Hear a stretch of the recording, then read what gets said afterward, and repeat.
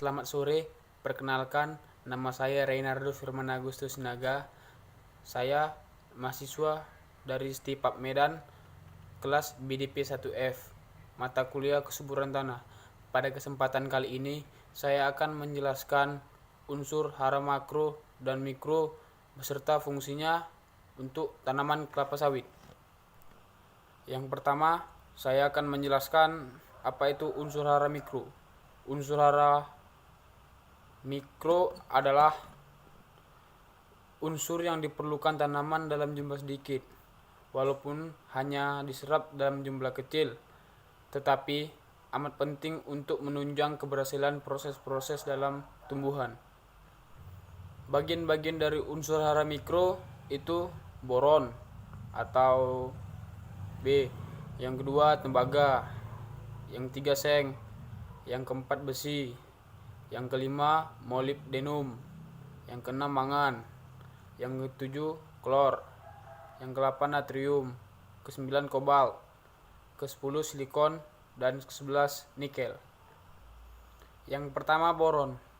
Boron memiliki fungsi untuk proses pembentukan, pembelahan, dan diferensiasi dan pembagian tugas sel.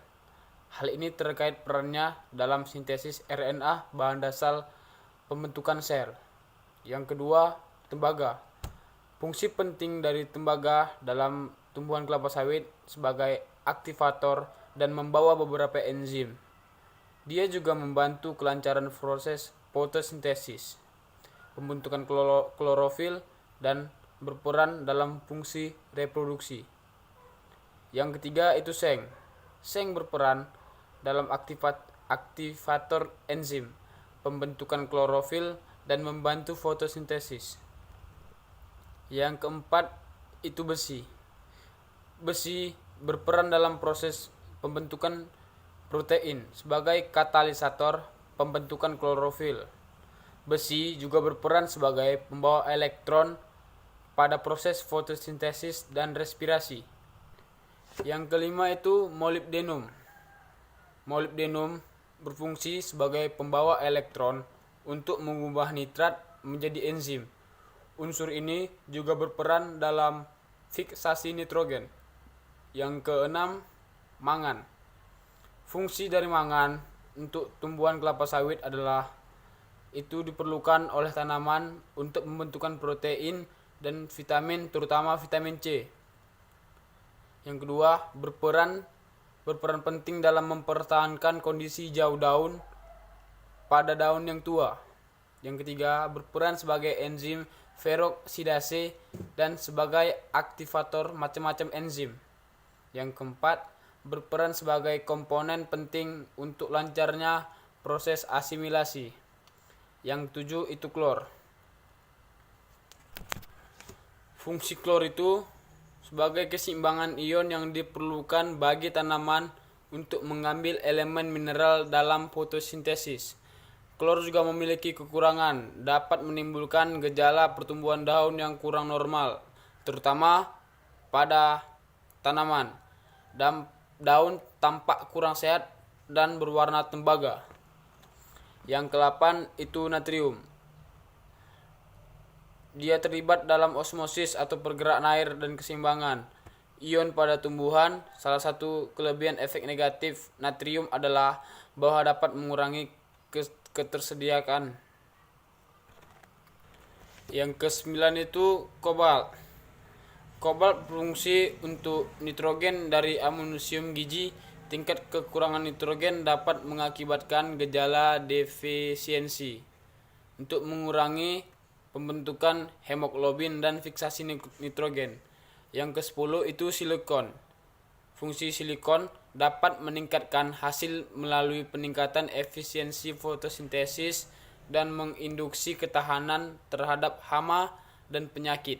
Ditemukan sebagai komponen dari dinding sel. Silikon juga mempunyai kekurangan, dapat mengakibatkan tanaman mudah terserang penyakit. Dan yang terakhir itu ada nikel. Nikel berfungsi untuk penyerapan zat besi. Benih perlu nikel untuk berkecambah. Tanaman tumbuh tanpa tanaman nikel akan berangsur-angsur mencapai tingkat kekurangan saat mereka dewasa dan mulai pertumbuhan reproduksi. Untuk judul besar yang kedua itu adalah unsur hara makro. Unsur hara makro adalah unsur-unsur yang dibutuhkan tumbuhan dalam jumlah yang relatif besar. Dalam unsur hara makro itu ada nitrogen, fosfor, kalium, magnesium, kalsium, dan belerang. 1. Nitrogen.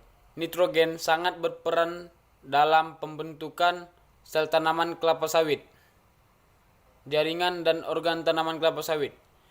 Nitrogen memiliki fungsi utama dalam bahan sintesis klorofil, protein, dan asam amino, terutama pada saat pertumbuhan memasuki fase vegetatif. Yang kedua itu fosfor. Fosfor juga berperan dalam pertumbuhan benih, akar, bunga, dan buah. Pengaruh terhadap akar adalah dengan membaiknya struktur perakaran sehingga daya serap tanaman terhadap nutrisi pun jadi baik. Dan kelebihan fosfor menyebabkan penyerapan unsur lain, terutama unsur mikro seperti besi, tembaga, seng terganggu. Namun gejalanya tidak terlihat secara fisik dalam tanaman. Yang ketiga itu kalium. Kalium berperan atau berfungsi sebagai pengatur proses fisiologi tanaman seperti fotosintesis, akumulasi, translokasi, transportasi karbohidrat, membuka menutupnya stomata, atau mengatur distribusi air dalam jaringan dan sel. Yang keempat itu magnesium. Magnesium juga berfungsi dalam transportasi energi beberapa enzim di dalam tanaman. Unsur ini sangat dominan keberadaannya di daun, terutama untuk ketersediaan klorofil. Yang kelima itu ada kalsium. Unsur kalsium berfungsi sebagai pertumbuhan sel. Ia komponen kuat dan mengatur daya tembus serta merawat dinding sel. Perannya sangat penting pada titik tumbuh akar. Bila terjadi definisi kalsium, pembentukan dan pertumbuhan akar terganggu dan berakibat penyerapan hama terhambat. Kalsium berperan dalam proses pembelahan dan perpanjangan sel dan mengatur distribusi hasil fotosintesis. Dan yang terakhir itu belerang. Fungsi utama dari belerang adalah sebagai penyusun protein, yaitu dalam pembentukan ikatan disulfida antara rantai-rantai peptida. Belerang merupakan konstituen dari hasil metabolisme senyawa-senyawa kompleks. Belerang juga berfungsi sebagai aktivator, kofaktor, atau regulator enzim dan berperan dalam proses fisiologi tanaman. Terima kasih untuk materi ini. Jika ada kesalahan kata atau kekurangan kata, saya mohon maaf. Terima kasih.